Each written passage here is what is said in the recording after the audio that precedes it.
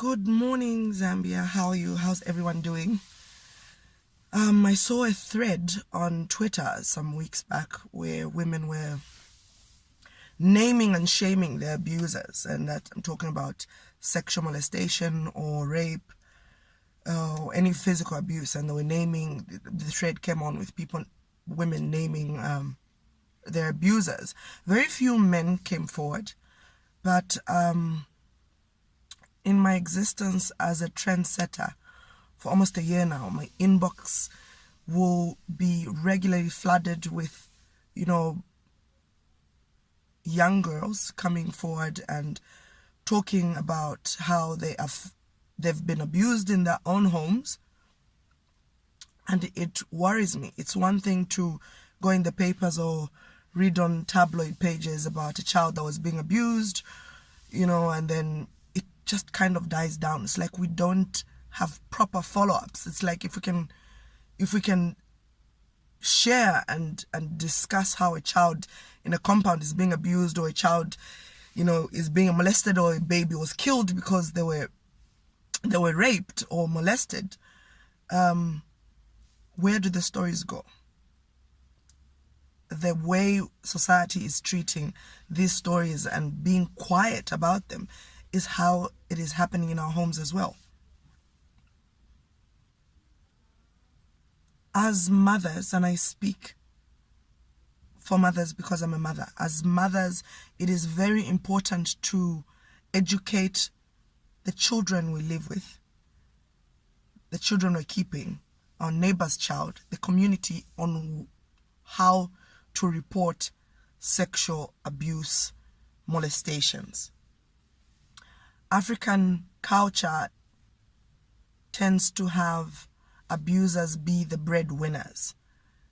So there's always the fear of, if I report this case, then, my dad will get arrested, or my uncle get arrested, or my dad's friend is going to get arrested. And so the victim usually tends to be quiet about it. And the silence gives power to the abuser by continuing the abuse for such a long time. I am calling all mothers out there, all parents, fathers, to keep an eye on what their children are trying to communicate. Body language is very important. I have had cases where girls would come through to me and explain that my dad's friend has been making moves on me, or my mother's boyfriend has been touching me inappropriately. And what these culprits are doing is these levels of affection, the touching, the carrying a child to bed, or walking into a child's room, or even just, lay on my lap or sit on my lap. Small little things like that are being done in front of everyone. It's something that can happen as you're sitting in the living room with your child, and your child starts to feel that this kind of relationship, or crossing the boundary in front of, everyone else, kind of makes it okay. It is saddening that no one is speaking out against our abusers a trend.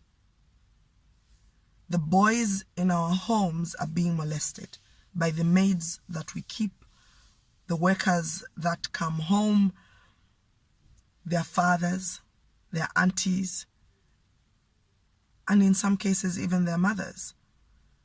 It is devastating, and it is one thing to stand up and riot about things that are affecting us Zambians, but who is rioting for these abused children? A molested person will grow up to be a very troubled person. And there's a saying that says, hurt people. And I believe that half the issues that people are having in their relationships, even just men failing to commit, or sexual dissatisfaction in marriages, stems from some level of abuse when they were young. it is one thing to keep quiet about it, but it has a ripple effect, and that ripple effect has devastating results, and someone needs to be able to give these people a listening.